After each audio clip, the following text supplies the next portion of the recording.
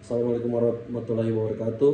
Perkenalkan, nama saya Charlie Juan Maradi dengan NIM D101-22437. Saya Svalen Berkat Kalaha, NIM D101-22201.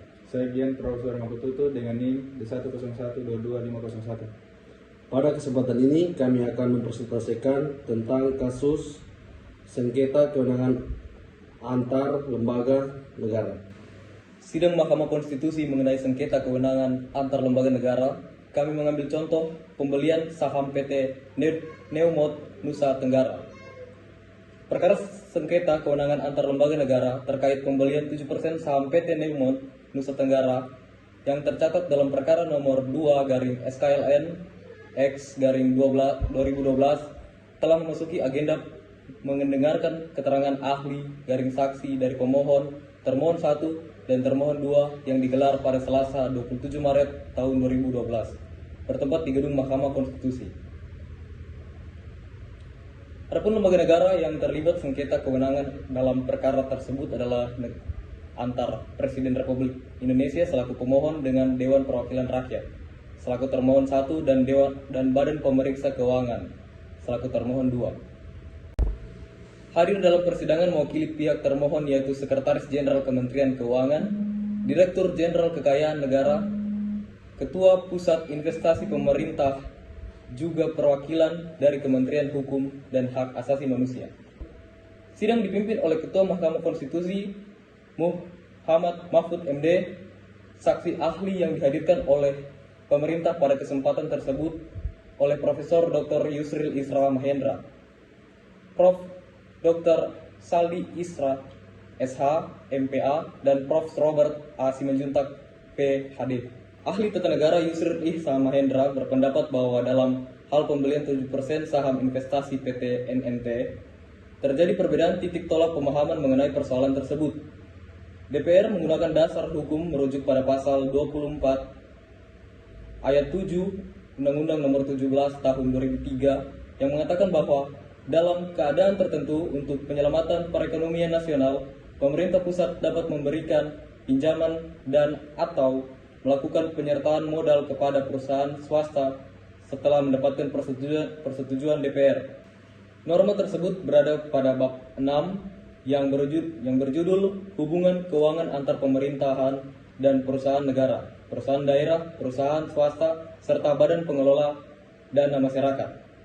Menurut Yusril, penggunaan pasal tersebut tidak tepat karena pembelian saham diinvestasikan PT, sehingga lebih tepat bila dipahami dalam konteks pasal 41 ayat 1 dan 2 Undang-Undang Nomor 1 Tahun 2004 tentang perbendaharaan negara, yakni sebagai investasi pemerintah dan pemerintah dalam keadaan norma, bukan sebagai penyertaan modal pemerintah yang berakibat dipisahkannya kekayaan pemerintah dengan kekayaan perusahaan tempat pemerintah menyertakan modal itu.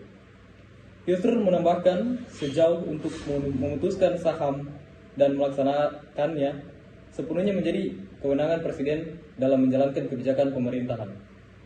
Selanjutnya, dana pembelian saham PT NNT yang dilakukan oleh Pusat Investasi Pemerintah atau PIP bersumber dari pemerintahan karena seluruh dana PIP adalah dana pemerintahan yang berasal dari APBN dan keuntungan PIP seluruhnya adalah keuntungan pemerintah.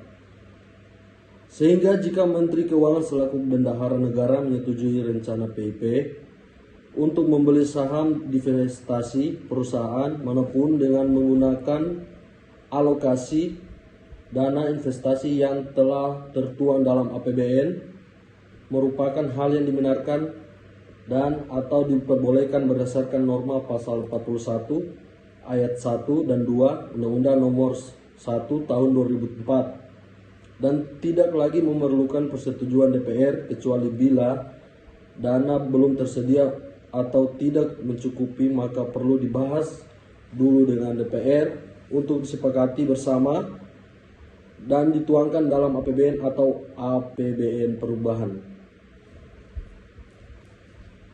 Senada dengan Yusril, Isra berpendapat bahwa pasal 24 ayat 7 Undang-Undang Nomor 17 Tahun 2003 mengungkapkan dalam keadaan tertentu anggaran negara digunakan untuk menyelamatkan perekonomian nasional dengan persetujuan DPR, frasa keadaan tertentu harus dipenuhi dahulu sebelum frasa persetujuan DPR diperlukan. Keadaan tertentu tersebut yaitu ketika negara dalam keadaan krisis. Pembelian saham divestasi PT NNT tidak untuk menyelamatkan perekonomian negara karena terjadi dalam keadaan normal dan telah dilokasikan dalam APBN sehingga tidak memerlukan persetujuan DPR sebab pelaksanaan APBN berada dalam wilayah eksekutif dan Presiden sebagai eksekutor APBN. Dilakukan pemerintahan dalam bidang pengelolaan keuangan negara dan bukan penyertaan modal negara. Lebih lanjut, Saldi Isra menyatakan, untuk membuktikan bahwa keadaan tertentu tersebut tidak terjadi, maka frasa akan mendapat persetujuan DPR menjadi semakin kehilangan relevansi dengan menggunakan cara berpikir argumen Argentorio. Dengan argumen Argentorio, ketentuan pasal 24 ayat 7 UU nomor 17 tahun 2003 dapat dibaca menjadi, bila tidak terdapat keadaan tertentu untuk menyelamatkan perekonomian nasional, pemerintah pusat dapat memberikan pinjaman dan melakukan penyertaan modal kepada perusahaan swasta tanpa memerlukan persetujuan DPR. Selanjutnya, dari sudut pandang perspektif ekonomi publik, Robert A. Simanjuntak berpendapat bahwa dasar data-data yang dikumpulkannya dari aspek optimalisasi penerimaan negara, pembelian 7% saham PT NNT oleh pemerintah akan meningkat kepemilikan negara menjadi 13%. Namun, jika hal konsorsium perusahaan daerah dan swasta, maka kepemilikan negara justru menjadi lebih sedikit.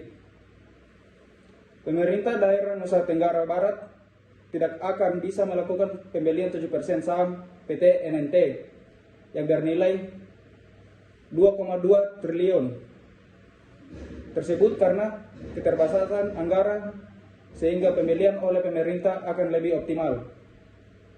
Rencananya, sidang akan kembali digelar pada tanggal 4 April 2012 masih dengan agenda mendengarkan keterangan ahli saksi dari pemohon termohon 1 dan termohon 2. Kami menarik kesimpulan dari penyelesaian sengketa perkara tersebut, pembelian 7% saham PT NNT merupakan bentuk penyelenggaraan pemerintah yang terkait dengan pengelolaan keuangan negara, sehingga kegiatan tersebut harus tunduk pada konstitusi.